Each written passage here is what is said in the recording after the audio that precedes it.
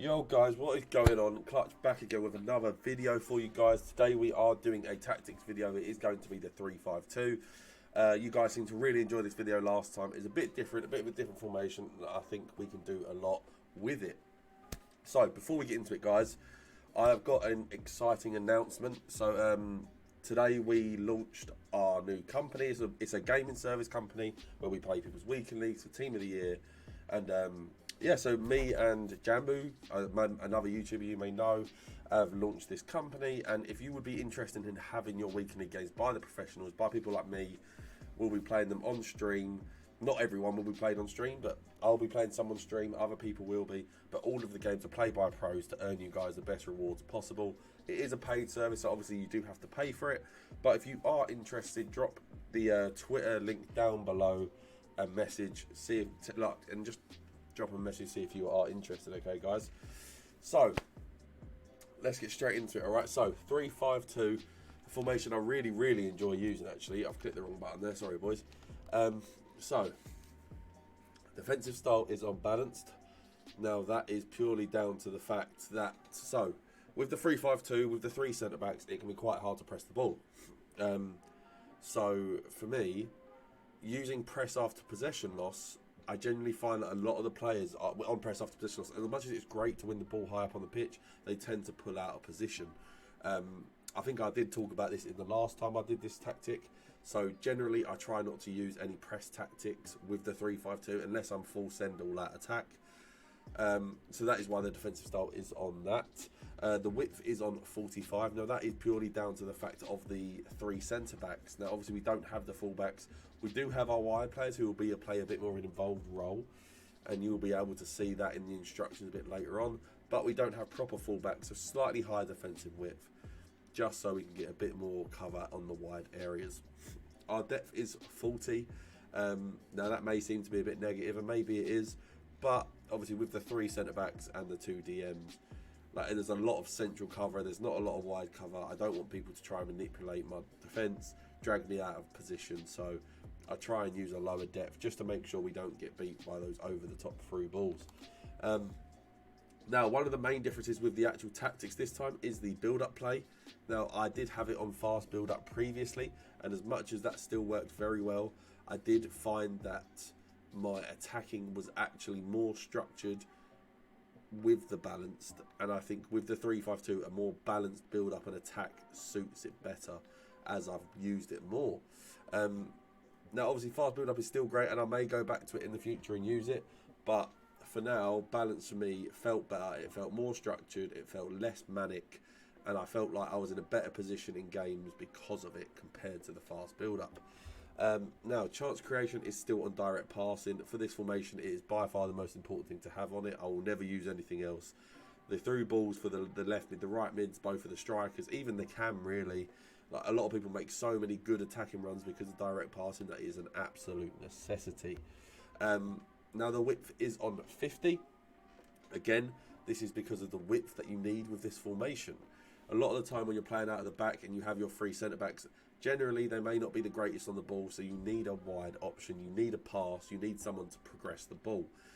Now obviously because these 3 centre-backs are central, a lot of the time those CDMs are usually, I either have a player in front because the other team may be pressing, or they may just be man marked.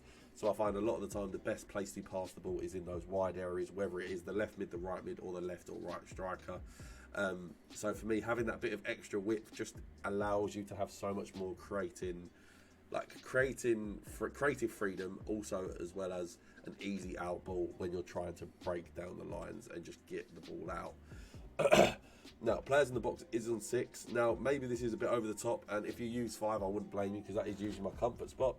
But as I've explained in previous videos, I am trying to experiment with stuff, and I did find that those extra midfield runs and some of the extra attacking runs did help in attacking situations. Obviously, it does balance and mean that I was slightly less protected defensively, and I had maybe one less out ball sometimes. So take from it what you will, but I did quite enjoy using 6, so I thought I'd show that for you guys. Corners is on 2, just because there's no corner tactic to break anymore, and free kicks are on 1 because it doesn't mean anything. So this is how I did set up. I don't know why those two are that way round though. I did have Harry Kewell on the left, Mbappe on the right, and Neymar as my cam. I did find it worked well. Just the cross shot goals, like the cross goal shots. Sorry, Jesus. Cross goal shots this year are so good. So having the left-footed left striker and the right-footed right striker makes a lot of sense, as well as the Trivellas. So yeah, so this is how the team was set up. So we're going to go into the instructions now. Nothing too complicated on the two strikers. We do just have stay forward on both of them. Now these two are probably the only two players in the team that I don't want to ever come back at any point and get involved in defensive ability. I wanted to stay up, break the lines and cause a load of havoc. So that is why I've got them on stay forward. I have the cam on stay forward, get into the box across. Now as much as I do want my cam to do some defensive stuff, I find that if you don't have your cam on stay forward on this game, basically your cam drops into CDM. He gets completely just taken out of attacks and he's never really involved. So I put him on stay forward just so he does stay that bit higher up the pitch and get involved with the attacks and get into the box, obviously for the cutbacks, and you know how overpowered they are this year. So we've got our two DMs. Now there's a lot to take in with these instructions, so I will talk you through it, and they are both kind of different. So both of them are on stay but while attacking, and that is the pretty obvious. You could argue you could have one of them on balanced, but for me I do have both on stay back, just with how attacking I am with other areas of the pitch. I do have both of them on conservative interceptions. Now that is to just try and stop them from lunging out, making any AI mistakes basically. If I want them to leave their position, I want to be able to control that. I don't want the AI to do it. So that's the same for both. I do have both of them on cover centre as well, because like I said, those wide options will work as our bit more defensive players, and I'll show you in a minute.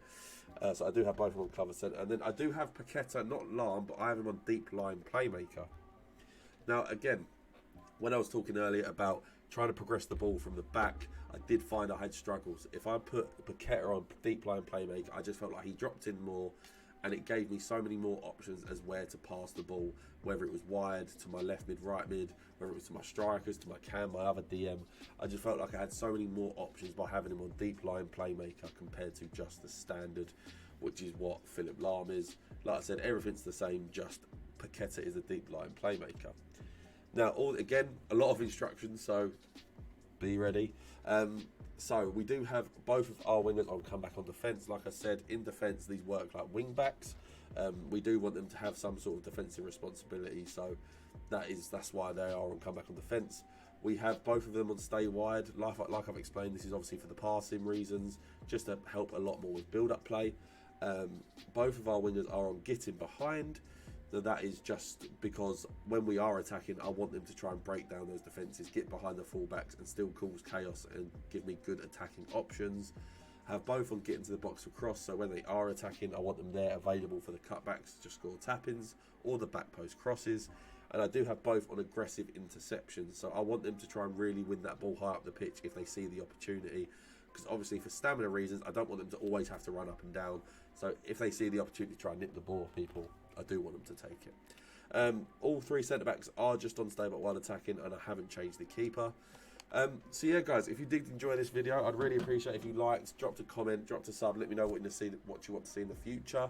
Like I said, very excited with this announcement. If you are interested in having your weekly games by pros like me, Jamboo and other professionals, like I said, go drop the Twitter in the description or follow, and I'm the one who controls the account, so you can speak to me on there, and we can try and get it all sorted for you guys. So I appreciate you guys taking the time to watch the video, and I'll see you guys soon.